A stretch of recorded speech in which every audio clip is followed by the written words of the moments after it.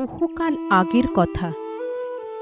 নীল পাহাড়ের কোলে সবুজ ফসলে ঘেরা এক মায়াবী গ্রাম ছিল শম্পাপুর। সেখানে বইত রূপলী জলের নদী। সেই গ্রামেই বাস করত অপরাজিতা। যেমন তার রূপ, তেমনি তার অসীম সাহস। লাঠি হাতে সে যেন সাক্ষাৎ দেবী দুর্গা। কিন্তু একদিন সেই সুখের গ্রামে নেমে এলো এক ঘোর অন্ধকার। বিনা মেঘে বজ্রপাত, আর হু হু করে ধেয়ে এলো এক রাক্ষসে ঝড়। কালো মেঘের আড়াল থেকে ছোঁ মেরে নেমে এলো ভয়ঙ্কর মায়া রাক্ষসী।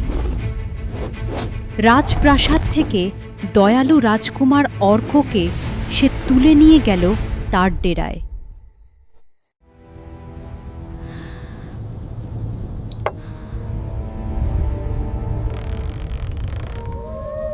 রাজকুমার আমাদের প্রাণের রাজা, রাক্ষসীর এত বড় স্পর্ধা! যে করেই হোক, রূপোর পাহাড় থেকে আমি রাজকুমারকে ফিরিয়ে আনবই। রাজকুমারকে বাঁচাতে অপরাজিতা পাড়ি দিল এক দুর্গম মায়াবী জঙ্গলের দিকে। যে জঙ্গলে গাছে গাছে জ্বলে নীলচে আলো, আর বাতাসে ভাসে বিপদের গন্ধ।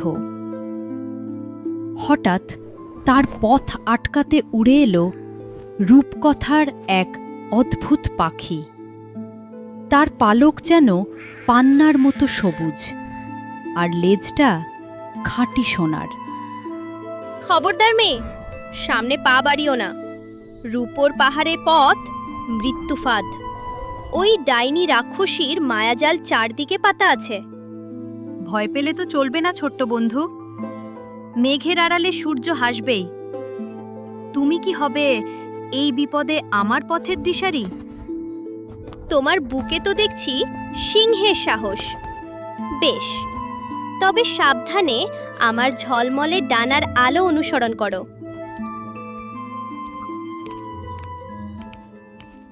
মায়াবী জঙ্গলের গভীরে এক বৃদ্ধাকে কাঁদতে দেখে থমকে দাঁড়ালো অপরাজিতা।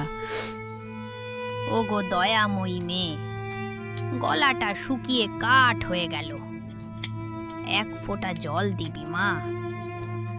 বিপদের গন্ধ পাচ্ছি, ওদিকে যেও না অপরাজিতা। ওটা মানুষের রূপ ধরা কোনো ভয়ঙ্কর ছলনা। দাঁড়াও, তোমার চোখের ওই হলুদ আগুন তো মানুষের নয়। কে তুমি? কি তোমার আসল পরিচয়? বড্ড চালাক তুই। তবে তোর এই চালাকি আজ এই রাক্ষসীর পেটের খিদেই মেটাবে। নিমেষের মধ্যে ধেয়ে এলো আগুনের গোলা। মৃত্যুর হাত থেকে বাঁচতে বিদ্যুৎ বেগে মাটিতে ঝাঁপ দিল অপরাজিতা।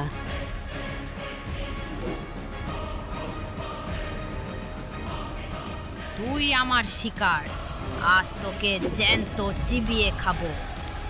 এই মায়াজাল থেকে তোর কোনো নিস্তার নেই।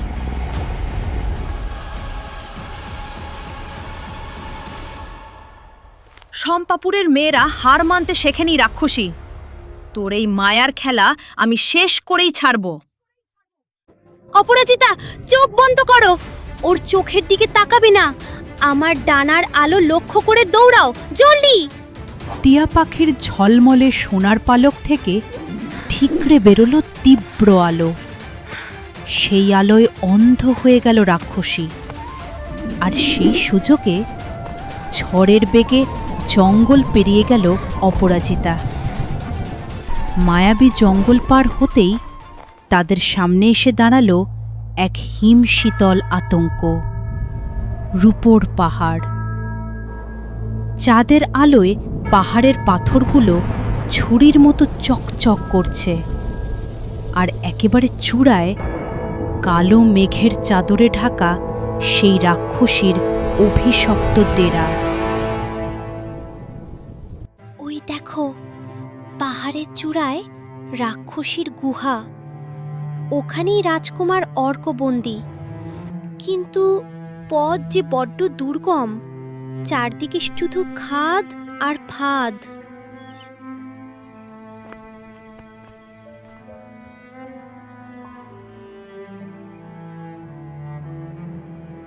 যতই দুর্গম হোক, ভয় পেলে চলবে না। রাজকুমার, আমি আসছি।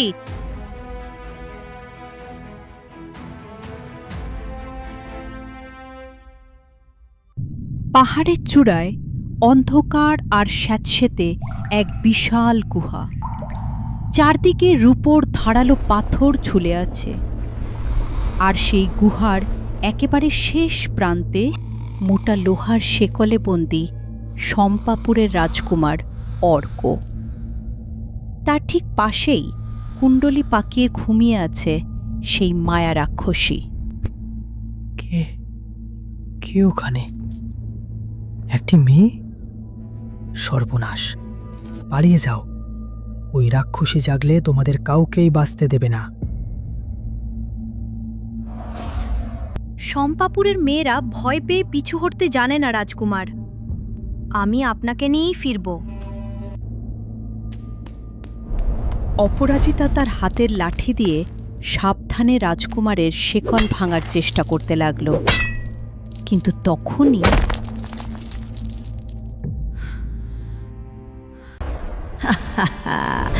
কি মিষ্টি গন্ধ! আমার খাবার আজ নিজেই আমার গুহায় হেঁটে এসেছে। অন্ধকারে জ্বলে উঠল রাক্ষসীর সেই দুটো হলুদ চোখ। পাহাড় কাঁপিয়ে সে উঠে দাঁড়ালো, আটকে দিল গুহার একমাত্র বাইরের রাস্তা।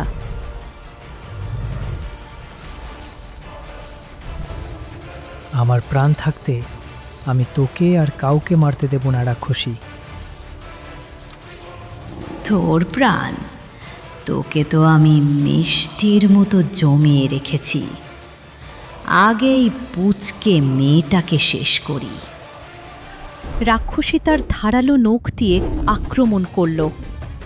অপরাজিতা বিদ্যুতের বেগে সরে গেল, কিন্তু রাক্ষসীর থাবার আঘাতে গুহার রূপোর পাথরগুলো টুকরো টুকরো হয়ে ভেঙে পড়ল। আমার সাধারণ কাঠের লাঠি দিয়ে ওর চামড়া ভেদ করা অসম্ভব। টিয়া, কিছু একটা করো। অপরাজিতা, তোমার লাঠিটা ওপরে তোলো। আমার জাদুর আলো তোমার সাহসকে অস্ত্র বানাবে। টিয়া পাখি একটা জ্বলন্ত তারার মতো উড়ে এসে বসল অপরাজিতার লাঠির মাথায়। চোখের নিমেষে সেই সাধারণ কাঠের লাঠি হয়ে উঠল এক উজ্জ্বল সোনালি জাদুর অস্ত্র। শেষ হলো তোর মায়ার খেলা। নে, এইবার আলোর শক্তির স্বাদ বোঝ। অপরাজিতা শূন্যে লাফিয়ে উঠে রাক্ষসীর বুকে সেই আলোর লাঠি বসিয়ে দিল। এক তীব্র বিস্ফোরণ। রাক্ষসীর বিশাল শরীরটা নিরেট রূপোর পাথরে পরিণত হয়ে ঝনঝন করে ভেঙে পড়ল। গুহা ভেঙে পড়ছে, যদি বাইরে চলো। গুহা ধসে পড়ার ঠিক আগের মুহূর্তে তারা বাইরে বেরিয়ে এলো, আর তখনই রূপোর পাহাড়ের চূড়ায় এসে পড়ল ভোরের প্রথম সোনালি রোদ। মায়া পাহাড়ের অন্ধকার চিরকালের মতো কেটে গেল। তুমি শুধু আমাকে নও, পুরো রাজ্যকে এক বড় বিপদের হাত থেকে বাঁচিয়েছ। তোমার এই অসীম সাহস রূপকথার গল্প হয়ে থাকবে। সাহস সবার বুকেই থাকে রাজকুমার, শুধু সেটা জাগিয়ে তোলার জন্য একটু আলোর দরকার হয়। রাজকুমারকে নিয়ে বীরের বেশে শম্পাপুরে ফিরে এলো অপরাজিতা, আর এভাবেই জন্ম নিল এক নতুন রূপকথা, টিয়া আর অপরাজিতার রূপকথা। গল্পটি ভালো লাগলে একটি লাইক দিতে ভুলবেন না। এরকম গল্প আরও পেতে চাইলে আমাদের চ্যানেলটি সাবস্ক্রাইব করে বেল আইকনটিতে ক্লিক করে দিন। ধন্যবাদ।